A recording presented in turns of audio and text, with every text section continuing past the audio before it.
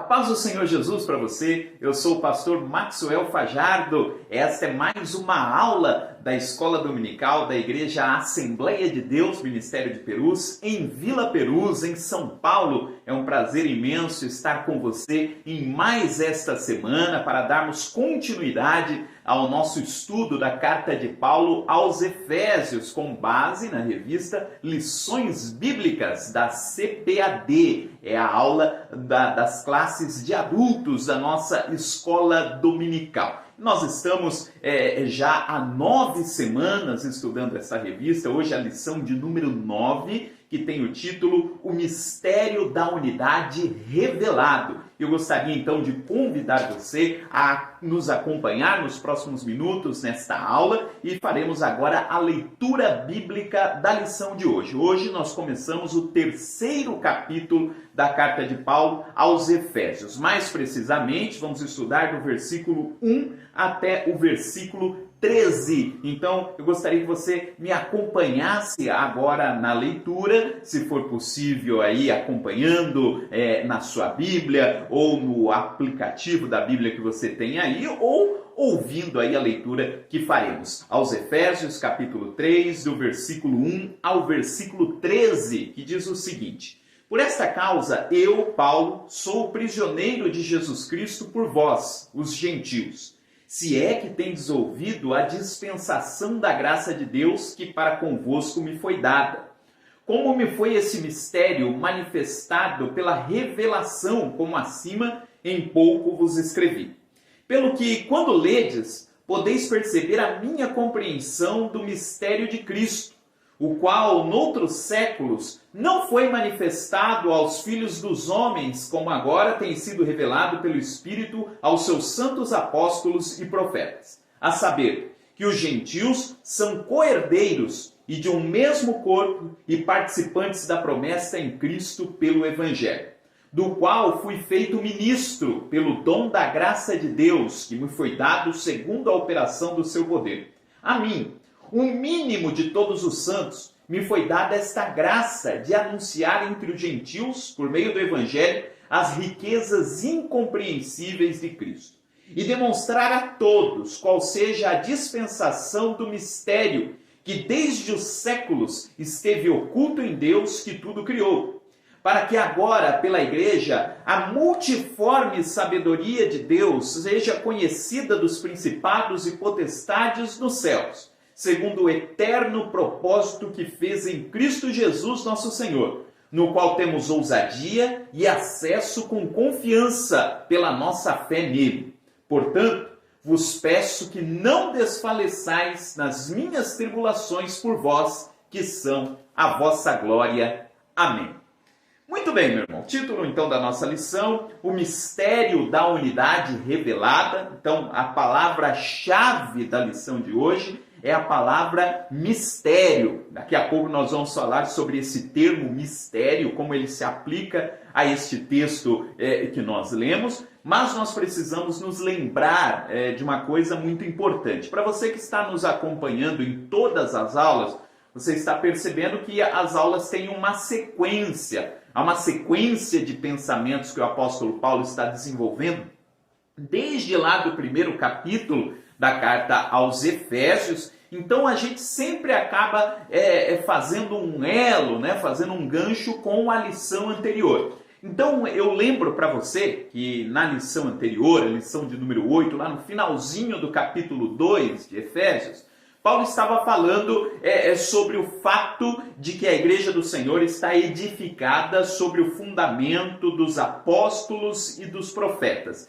E na outra lição ainda, ele falou a respeito da nova condição dos gentios. Então esse pensamento que nós já estamos trabalhando há algumas lições, dessa ideia de que por intermédio da Igreja, Deus uniu gentios e judeus em um só povo, ou o que Paulo chama nessa epístola de o novo homem, ou seja, a nova humanidade. e que Deus criou por intermédio da obra de Jesus Cristo na cruz do Calvário, esta ideia ela vai aparecer também neste texto que nós estamos trabalhando aqui. Então lembre-se que já há 3 lições, na realidade, a gente está discutindo essa ideia que o apóstolo Paulo apresenta, de que no plano da salvação, no plano que Deus instituiu antes mesmo da criação do mundo, o plano de salvação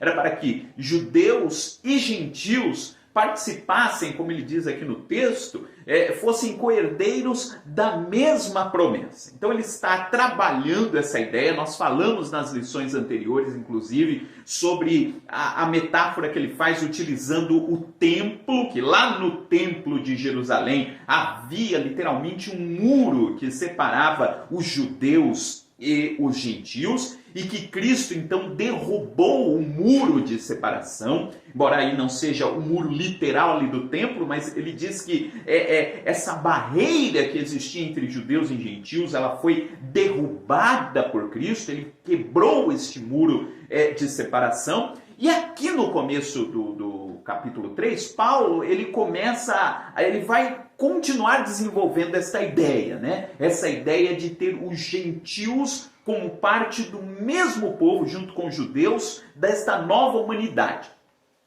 No entanto, acontece aqui nesse versículo 1 do capítulo 3, algo que os comentaristas bíblicos observam nas cartas de Paulo. Isso acontece muito nas cartas em que Paulo escreve, que tem a ver com o estilo que Paulo usava para escrever. Paulo, às vezes, durante a sua escrita, ele muda de assunto, e é algo que é chamado de digressão. Às vezes, quando a gente está conversando, quando a gente está falando, ou mesmo quando a gente está pregando, existem pessoas que têm digressões. O que é a digressão? Você está falando sobre um assunto, você tem um foco em mente, você tem aquele assunto que você está trabalhando, mas quando você está falando daquele assunto, tem alguma expressão que você usa que faz você se lembrar de outra coisa. E aí você muda de assunto, você fala dessa outra coisa e depois você volta naquele assunto principal. Isso é uma digressão. Não necessariamente que ele esteja mudando completamente de assunto, mas a fala dele faz com que ele lembre de outra coisa, e ele fala desta outra coisa e depois ele volta para o assunto principal. O apóstolo Paulo, isso faz parte do estilo de escrita do apóstolo Paulo. Isso acontece em vários momentos em suas diferentes cartas. É diferente, por exemplo, do estilo do escritor aos Hebreus. O escritor aos Hebreus não tem tanto esse estilo de digressão, ele tem uma outra forma de escrita. É por isso que vários comentaristas bíblicos acreditam que não foi Paulo que escreveu a carta aos Hebreus, porque a carta aos Hebreus tem um estilo de escrita diferente, mas Paulo tem esse estilo. Ele está falando a respeito desta aproximação que Deus fez com relação aos gentios, de ter incluído os gentios na mesma promessa. E aqui Paulo faz uma digressão para falar a respeito dele próprio. Como é que ele pessoalmente entendia esta situação? Tanto é que nesse texto que nós lemos no versículo 1, se você estiver aí com a sua Bíblia, você pode perceber bem isso, essa digressão. No versículo 1, Paulo usa a expressão, por esta causa. E aí vai ter esses 13 versículos, e se você for ler lá o versículo 14, que é o tema da próxima lição, Paulo, ele usa essa mesma expressão de novo. Lá no versículo 14 ele diz, por causa disso. Então ele fala aqui no versículo 1, por esta causa. E aí ele vai falar de qual é essa causa. E aí ele começa a pensar na sua própria situação como apóstolo e escreve esses 13 versículos que nós lemos. Então essa é a digressão, ele vai falar de um outro assunto. E quando volta lá no versículo 14, ele volta no assunto que ele tinha pretendido lá no versículo 1, usando inclusive a mesma expressão, por causa disso. Então aqui no versículo 1 ele diz, por essa causa.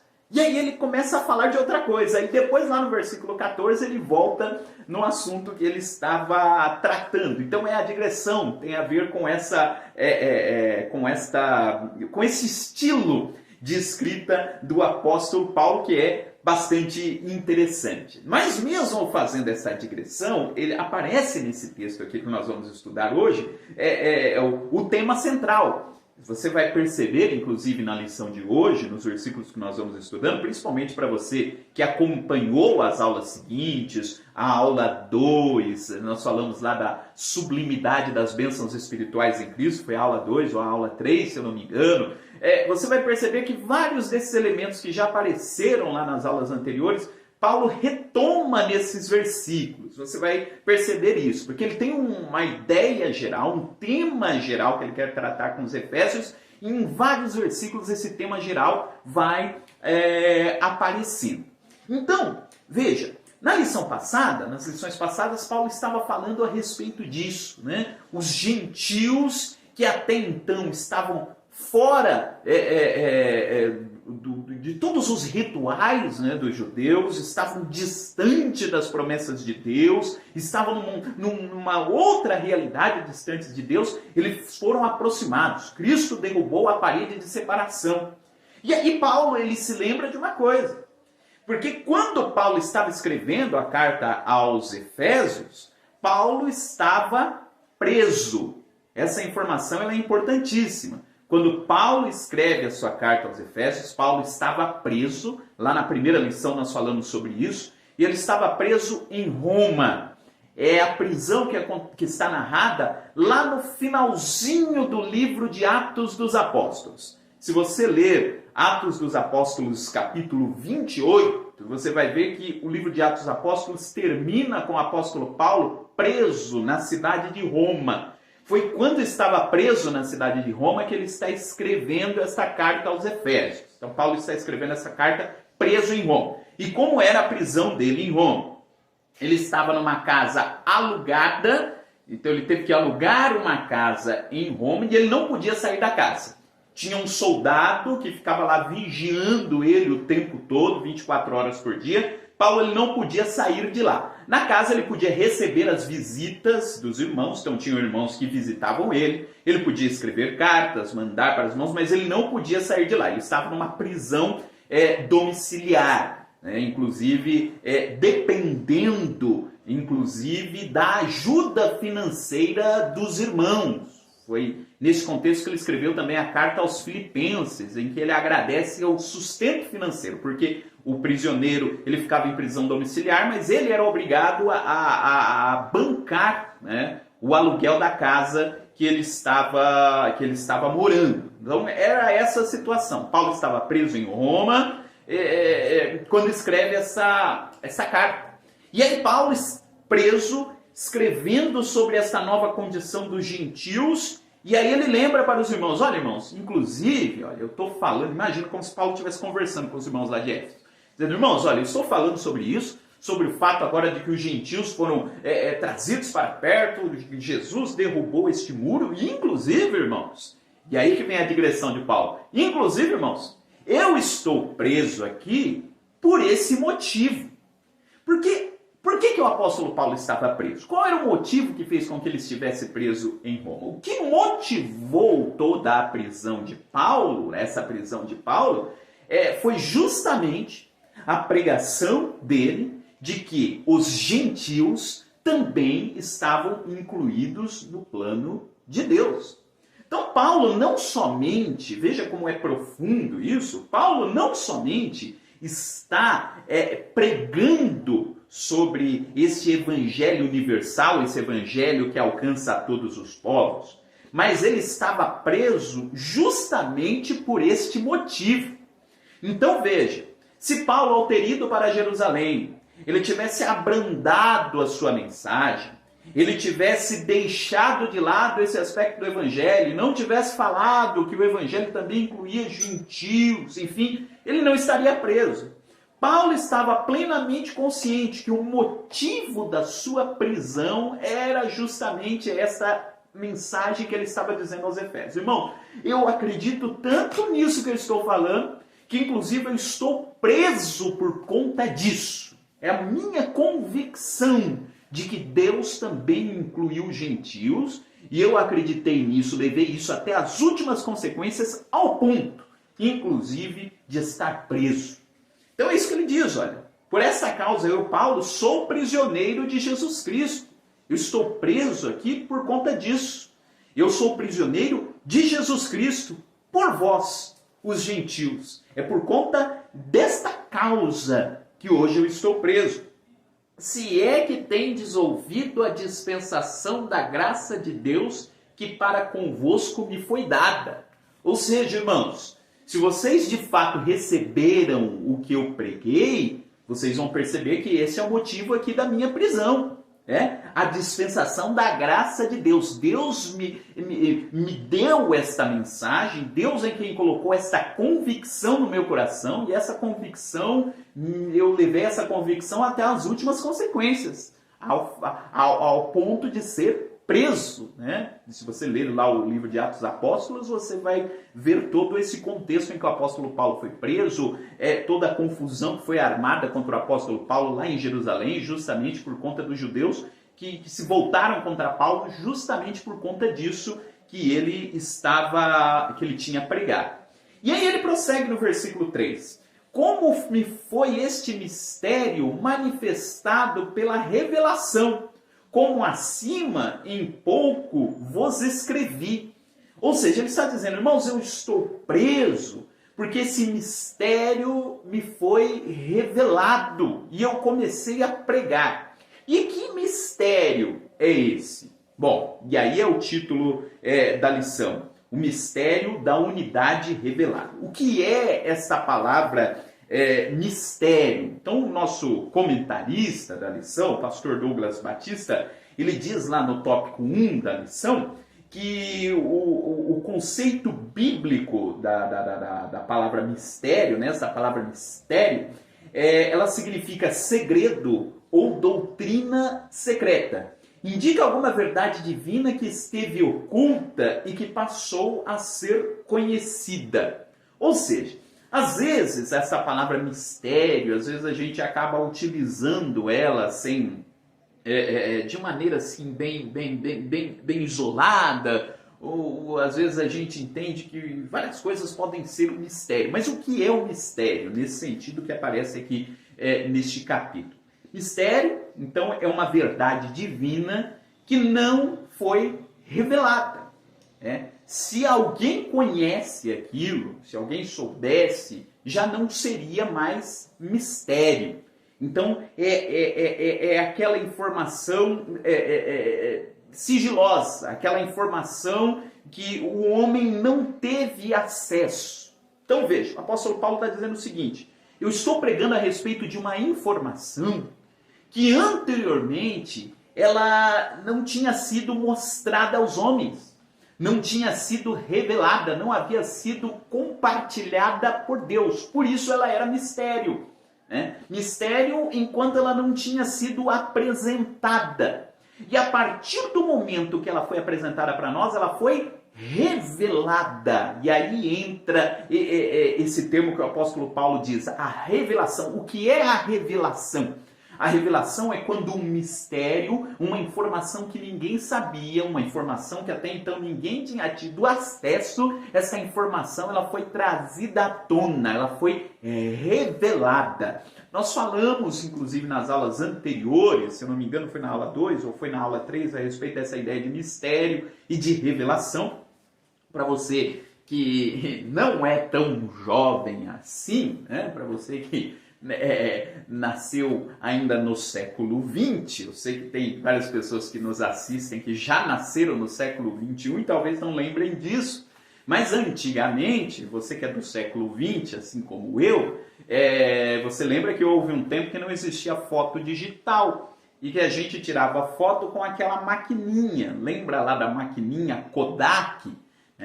A divisão da Kodak, inclusive, que era a febre, era a principal empresa de fotografia. Então tinha aquela maquininha, a Kodak, tinha as máquinas fotográficas que não eram digitais, que eram com filme. E aí você tirava a foto, lembra? Aquela época que você tinha que comprar um filme lá de 12, de 24 ou de 36 poses. Então você pegava uma máquina e você só podia tirar 12 fotos. Era um filme de 12 poses. E você tirava a foto e você não sabia imediatamente como que aquela foto tinha ficado. Você tinha uma ideia, mas você só sabia como a foto tinha ficado depois que você tirasse aquele filme, tirasse o negativo, e aí você levava para revelar. A foto era um mistério, você até sabia do conteúdo, mas você não tinha certeza como que era. Você não sabia como a foto tinha saído, se alguém tinha piscado, se não tinha piscado, se tinha ficado legal, se não tinha. Era um mistério. E aí você revelava, e você ia lá na loja buscar a revelação. E aí vinha de fato, e era bem esse clima de revelação, você abria lá o pacote e via como é que a foto tinha saído. Essa ideia de revelação, algo oculto e que pela revelação nos foi trazido à tona. E o apóstolo Paulo está dizendo aqui, irmãos, eu estou pregando algo que foi revelado a nós agora.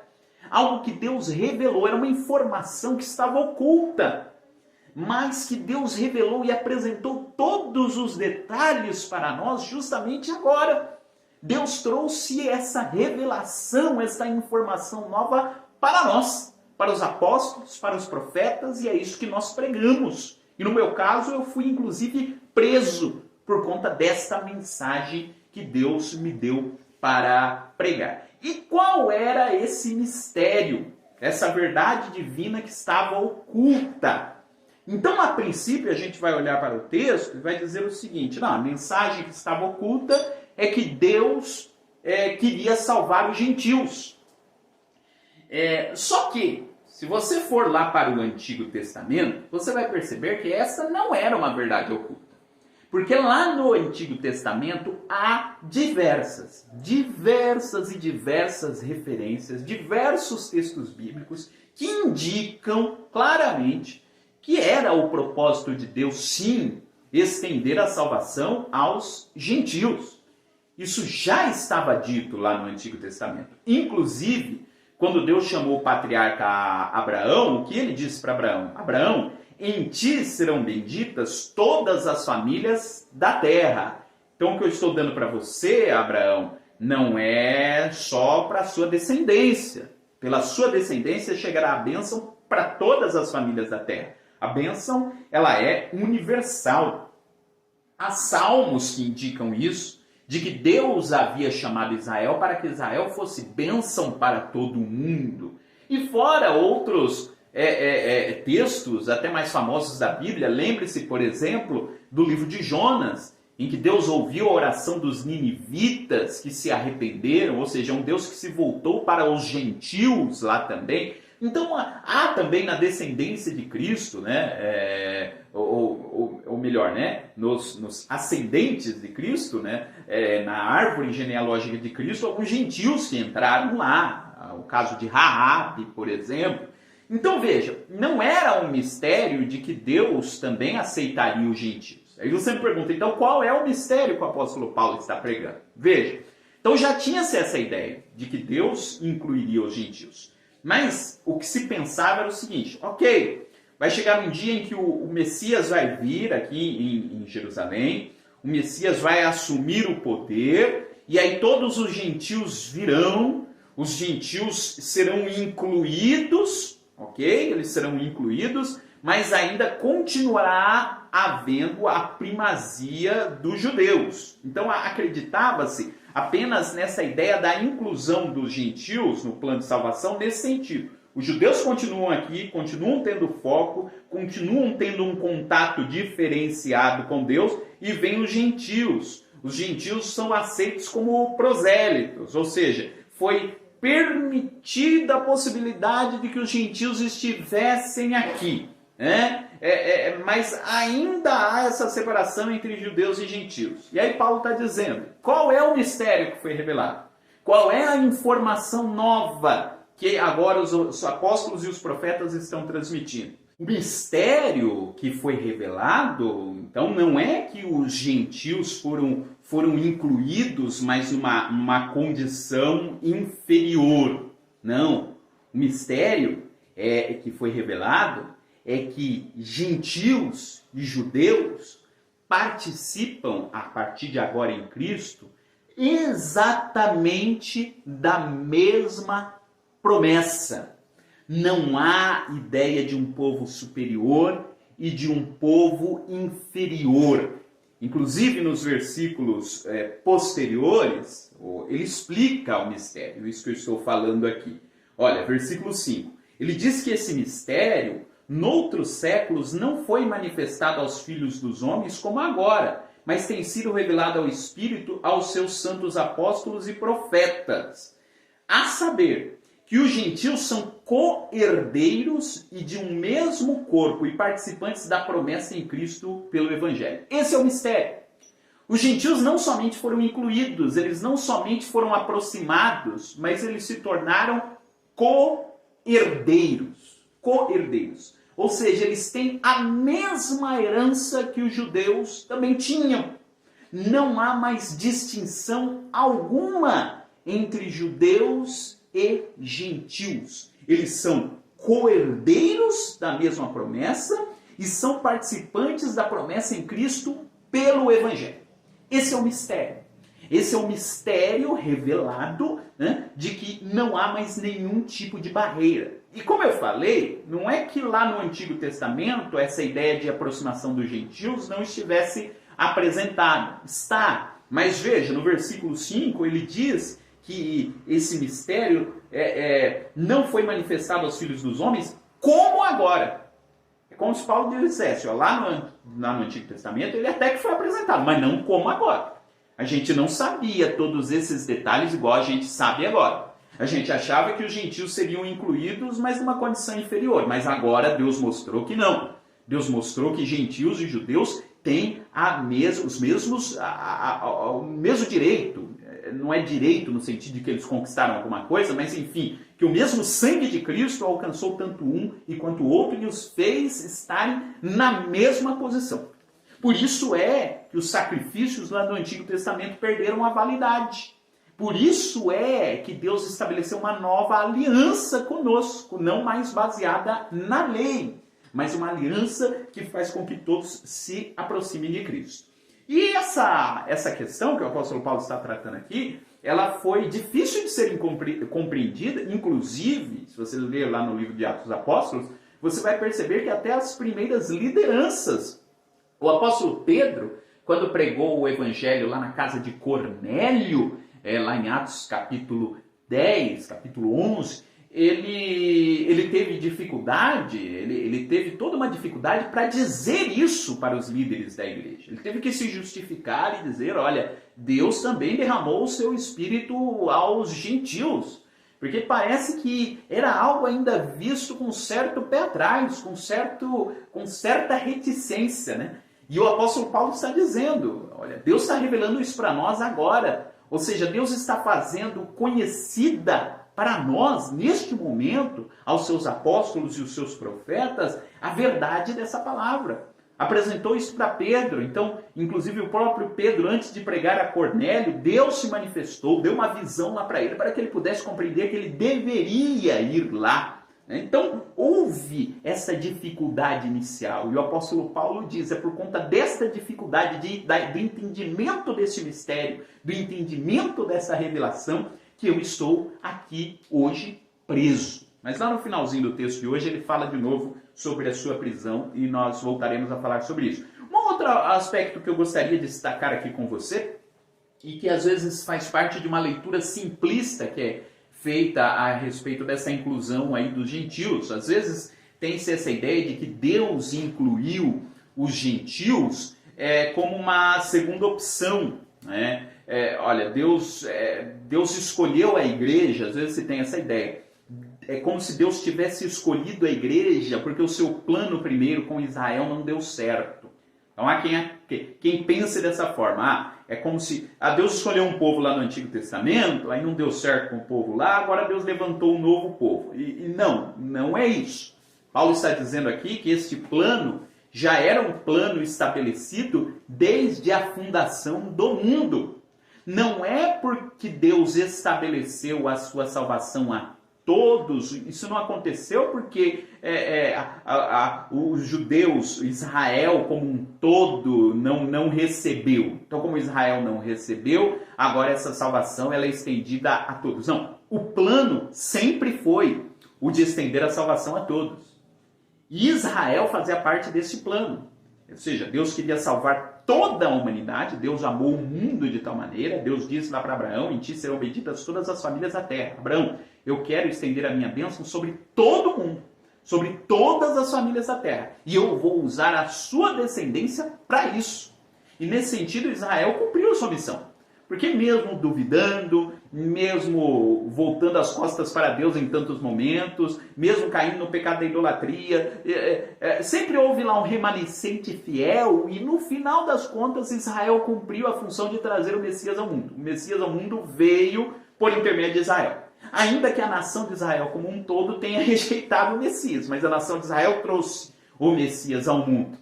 Porque o plano de Deus sempre foi que a bênção chegasse a todo mundo. E Israel seria o canal para trazer essa bênção ao mundo. Então veja, não é que Israel era o povo de Deus e como não teve Israel, a bênção chegou até nós. Não, a bênção, o projeto sempre foi isso. E esse o mistério que Deus revelou, conforme o apóstolo Paulo nos explica aqui. E aqui no versículo 7 ele fala novamente da sua condição. Ele diz, e do qual eu fui feito ministro, pelo dom da graça de Deus, que me foi dado segundo a operação do seu poder. É muito interessante a humildade do apóstolo Paulo. O apóstolo Paulo está dizendo, olha, eu recebi o privilégio de ser ministro. Essa palavra ministro hoje, ministro tem um caráter sério, né? Quando você fala para alguém assim, sério que eu estou falando no sentido de eminente, né? De algo importante, né? Um ministro. Né? Mas a palavra ministro significa servo. E o apóstolo Paulo, ele diz aqui, né, que ele é ministro de Cristo. A palavra ministro significa servo. Então, quando você vê um ministro, até no sentido secular, quando a gente fala, né, você tem lá um ministro da educação, um ministro... o ministro deveria ser um servo, o ministro da educação, por exemplo, deveria ser um servo da educação no país. Os demais ministros, cada ministro dentro da sua área, está servindo aquela área. Esse é o significado da palavra. Mas voltando aqui para o que o apóstolo Paulo está dizendo, quando ele fala, eu fui o ministro, feito ministro desse evangelho, ele diz, eu estou servindo essa causa. Eu fui feito servo dessa mensagem. Né? E essa mensagem chegou a mim, não é porque eu sou bom, não é porque eu sou importante, não. Chegou a mim pela graça de Deus. Deus foi gracioso comigo e com seus apóstolos e profetas, conforme ele diz lá no versículo 5. Quando ele diz que essa mensagem chegou aos santos apóstolos e profetas, ele está dizendo aqui os profetas que ele está falando, são os profetas do Novo Testamento. Né? Nós falamos disso na aula passada, essa expressão apóstolos e profetas já apareceu na aula passada e vai aparecer em aulas seguintes. Então ele está falando a respeito dos profetas do Novo Testamento. Nós teremos uma aula para falar sobre esses profetas do Novo Testamento, quando chegarmos lá em Efésios capítulo 4. E ele diz, essa mensagem chegou a nós por graça. Graça, ou seja, Deus simplesmente olhou para nós e decidiu entregar essa mensagem através de nós. Foi a sua graça que operou em nós. E no caso do apóstolo Paulo, ele se sentia, inclusive, incapaz de explanar essa mensagem. Porque ele diz aqui no versículo 8, a mim, o mínimo de todos os santos, me foi dada esta graça de anunciar entre os gentios, por meio do evangelho, as riquezas incompreensíveis de Cristo. Paulo diz, eu sou o mínimo de todos os santos. E Paulo dizia isso, veja qual era o raciocínio de Paulo. Imagina qual era a história de Paulo. Paulo era apóstolo de Jesus Cristo, mas existiam outros apóstolos, inclusive os apóstolos do grupo dos 12 discípulos, que é o grupo original, se é que podemos dizer assim, dos apóstolos, né? Porque os 12 discípulos de Jesus, 11, né, depois que Judas Iscariotes se enforcou, né, Judas Iscariotes traiu a Jesus, ficaram os 11, depois foi incluído Matias no lugar dele. Então você tem lá os 12 discípulos, que depois foram chamados de apóstolos, né? Ou seja, discípulo é aquele que aprendeu com Cristo, depois o apóstolo é aquele que foi enviado por Cristo. Então você tem um grupo lá dos 12 apóstolos.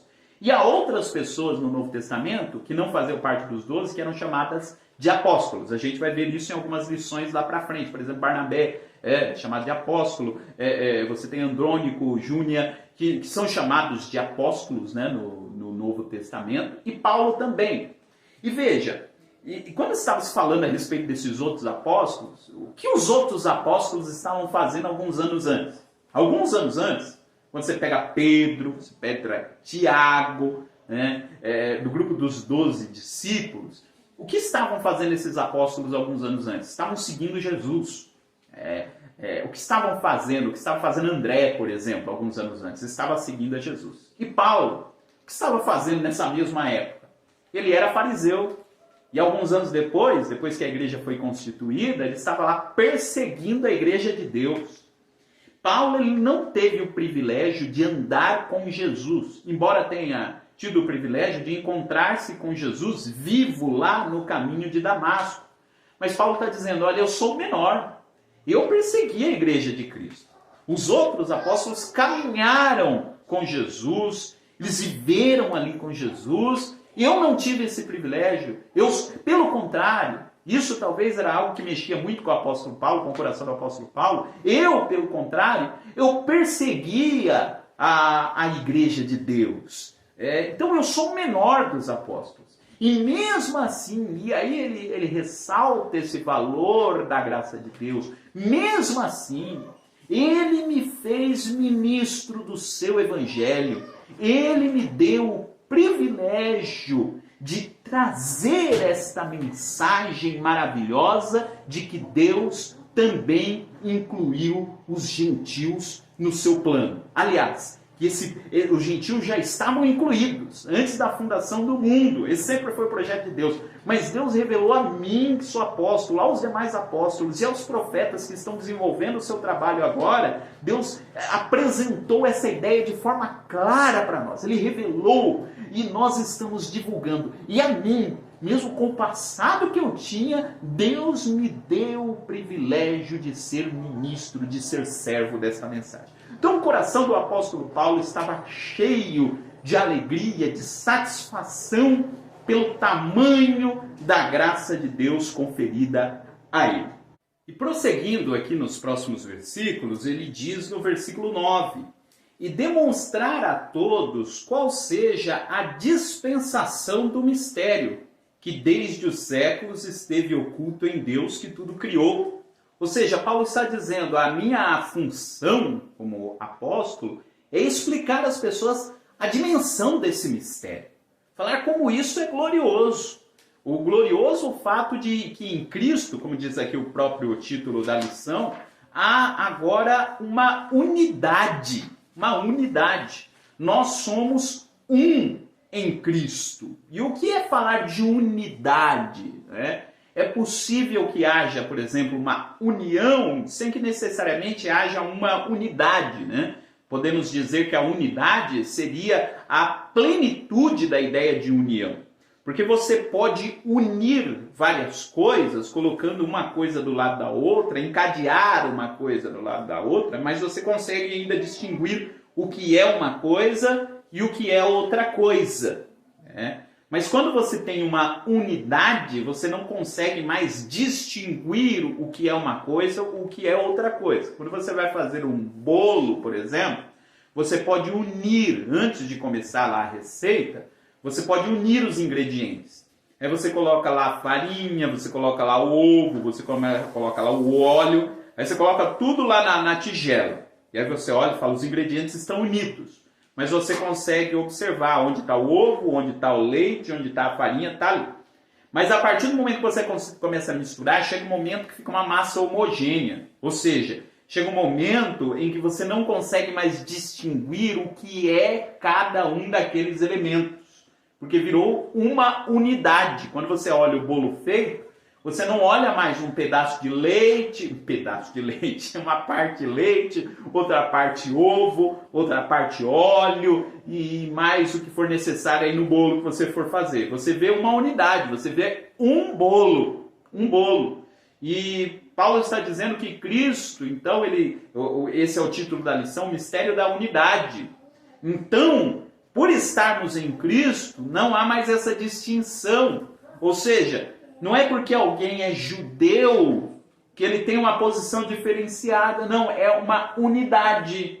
Não importa se você é judeu, se você é brasileiro, se você é norte-americano, você é estadunidense, você é africano, não é? E muitas vezes, nós no decorrer dos séculos, a igreja no decorrer do século, muitas vezes teve a tendência de pensar assim, fragmentadamente. Achar que determinados povos eram inferiores, né? Tinham menos privilégio do que outros povos, ou que Deus abençoou determinado povo e não abençoou outro povo. Não há isso. Em Cristo não há essa distinção de povos. Em Cristo há uma unidade. Em Cristo há um novo povo. Ou, retomando o que nós falamos nas lições passadas, há um novo homem. Há uma nova humanidade. Em que não importa qual é a sua raça, ou qual é a sua cor, qual é a sua nacionalidade, não importa. O que importa é que você está em Cristo. E em Cristo somos um. Esse é o mistério da unidade que foi revelado. E Paulo diz que ele foi eleito por Deus justamente para anunciar essas riquezas deste conhecimento. Ele diz, olha, quanto mais a gente vai indo a fundo nisso, mais a gente vai percebendo como o evangelho é rico. Veja, o que eu estou falando aqui para você, eu pelo menos tive essa sensação ao preparar essas aulas sobre a carta aos Efésios. São coisas que nós já sabemos. Mas a gente vai analisando versículo por versículo, a gente vai percebendo como o evangelho é rico, como tem detalhes tão preciosos. E Paulo diz, Deus me escolheu para poder anunciar esses detalhes, anunciar essa preciosidade do evangelho. E agora eu quero destacar com vocês versículo 10, que para mim é maravilhoso. Para que agora pela igreja a multiforme sabedoria de Deus seja conhecida dos principados e potestades nos céus. Duas coisas. Essa palavra que Paulo fala aqui, ele diz que é a multiforme sabedoria de Deus. E há comentaristas que sublinham o seguinte a respeito dessa palavra. Essa palavra multiforme quer dizer algo adaptável às diferentes circunstâncias. Então, quando ele fala da multiforme sabedoria de Deus e da multiforme graça de Deus, graça, sabedoria de Deus, ele está dizendo que a sabedoria de Deus, a graça de Deus, ela é adaptável a qualquer circunstância da vida. Qualquer circunstância da vida é o ambiente em que a graça de Deus ela pode se manifestar, porque ela é multiforme. Ela assume diferentes formas, diferentes jeitos, diferentes caminhos para se manifestar na situação específica. Ou seja, a graça de Deus, ela consegue assumir uma forma, ela consegue se manifestar para judeus, que viveram durante milênios sobre a tradição da lei. Mas ela também consegue se manifestar aos gentios que até ontem não sabiam nada a respeito de Deus. A graça de Deus atua tanto em um quanto atua em outro. Porque a graça de Deus ela é multiforme. Ela atua na vida daquele que cresceu e viveu na igreja durante todos os anos da sua vida e também consegue atuar na vida daquele que acabou de aceitar a Cristo como Salvador, às vezes depois de velho. Né? Ele atua, a graça de Deus consegue atuar na vida daquele que passou por uma morte na família, que está passando por enfermidade na família. A graça de Deus atua em qualquer ambiente. A graça de Deus consegue atuar, inclusive no meio de uma pandemia mundial. A graça de Deus, ela não é menor do que uma pandemia. A graça de Deus, ela atua, inclusive, em situações extremas. Isto é um mistério revelado. E a segunda coisa, eu falei que até duas coisas que eu queria destacar no versículo 10. A segunda coisa, ele diz que essa multiforme sabedoria de Deus serve para que seja conhecida dos principados e potestades nos céus. Não vou me alongar muito nisso, que nós já falamos em algumas lições anteriores. Mas quando nós chegarmos ao céu, nós seremos uma espécie de vitrine para mostrar o que a graça de Deus pode fazer.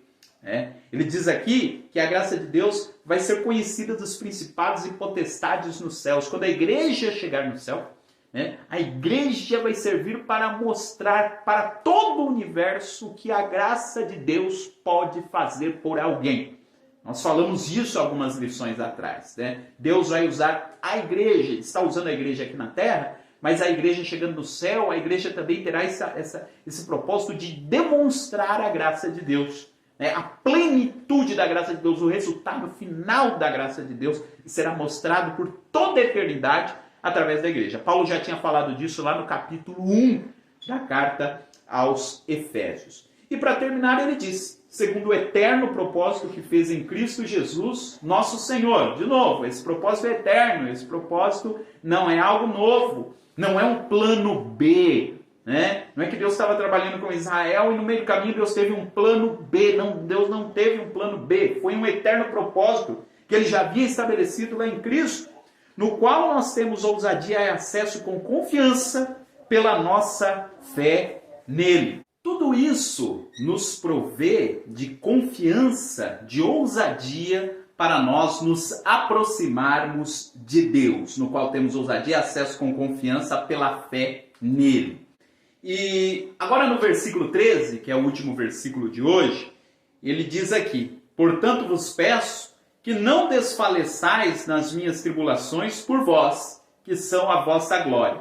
Lembre-se, nós falamos que quando Paulo lá no primeiro versículo, ele está fazendo uma digressão, ele estava comentando, estava seguindo a sua lógica de raciocínio que ele tinha estabelecido lá no capítulo 2, e aí ele faz uma digressão para falar a respeito da sua condição, como prisioneiro do Senhor. E aí ele começa a falar, veja como um assunto vai puxando o outro, O apóstolo Paulo vai falar da sua condição de preso, e ele lembra que ele estava preso por causa do Evangelho, e aí ele começa a lembrar do que esse Evangelho representava para ele, o que era pregar esse Evangelho, e começa a falar de novo dessa essência do Evangelho. Esse Evangelho é centrado no mistério que Deus revelou à sua igreja. E aí quando chega aqui no versículo 13, parece que o apóstolo Paulo se lembra, ele estava falando sobre a sua condição de preso, e talvez os irmãos estivessem preocupados quando viram ele falando aqui no versículo 1 e tivessem se lembrado que ele estava preso. Porque ele começou a sua carta, falou sobre vários assuntos lá no capítulo 1, no capítulo 2, aqui novamente ele fala sobre a prisão, e aí os irmãos que logicamente já sabiam que ele estava preso, mas aí ele toca no assunto da prisão, os irmãos se lembram, Paulo está preso, e aqui ele talvez pensando nessa reação dos irmãos, ele diz aqui no versículo 13, irmãos, mas ficam tranquilos, não desfaleçam por causa das minhas tribulações por vós, porque elas são a vossa glória. Olha como que é o raciocínio do apóstolo Paulo. Em vez do apóstolo Paulo simplesmente reclamar da sua situação de preso, ou achar que o seu ministério tinha fracassado porque ele estava preso, ele diz, irmãos, olha, se vocês pensarem em desanimar por lembrarem que eu estou preso, não desanimem não. Não fiquem aí desfalecidos, não fiquem com medo de vocês também serem presos, não desfaleçam, não desanimem porque eu estou preso. Porque eu estou preso por causa do evangelho que foi pregado a vocês.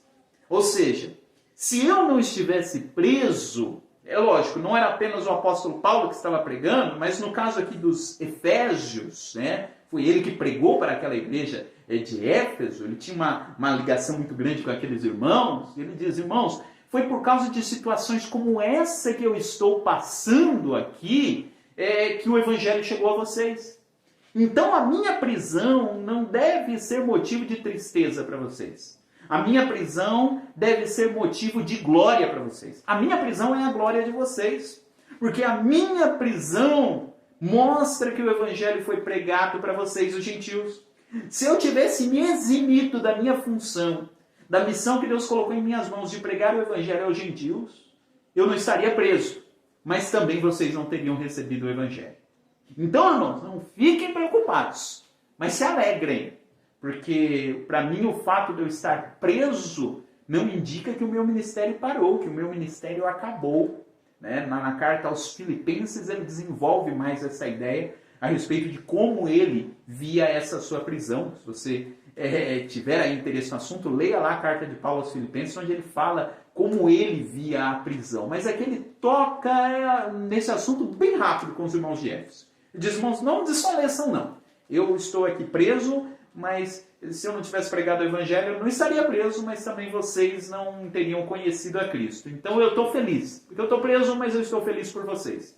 Porque a minha glória também é saber que vocês foram comprados pelo sangue de Cristo. Prosseguindo, a lição de hoje vai até o versículo 13. No versículo 14 termina essa digressão de Paulo. Lembra que eu expliquei lá no começo, né? A digressão é isso.